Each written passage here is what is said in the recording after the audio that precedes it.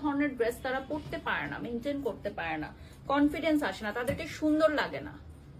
অনেকেই আছে একদম পারফেক্ট ফিগার, তারা জানে না কিসের সাথে কি পরতে হয়, ওয়েস্টার্ন ড্রেসের সাথে টিপ পরে থাকে। হ্যাঁ, সরি টু সে, আমি কাউকে উল্লেখ করব না। অনেকেই আছে না স্টাইল বোঝে না, ফ্যাশন বোঝে না, লিপস্টিক কিসের সাথে কি পরতে হয়, মেকআপ করতে জানে না, এত বাজে মেকআপ করে, এত জঘন্য মেকআপ করে। কি ড্রেসের সাথে কি দুল পরতে হয়, কি ড্রেসের সাথে কি হেয়ার স্টাইল করতে হয় সেটাও জানে না। সো ফিগার দিয়ে কি হবে বলেন, আপনি যদি স্টাইল না জানেন, ফ্যাশন না জানেন, ঠিক আছে?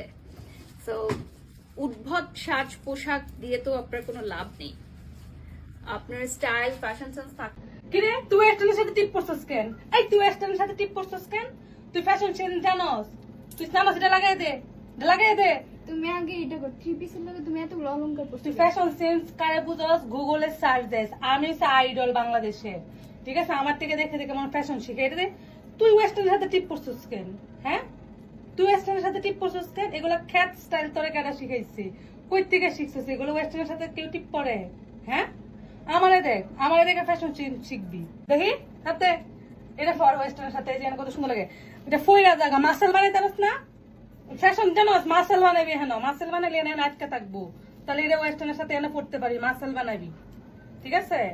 ফ্যাশন সিনে না এনে টিপ দেয়া তুইছি। চল বেরোই, টিপিদের সাথে ব্লাশনটা কি কম হয়ে গেল?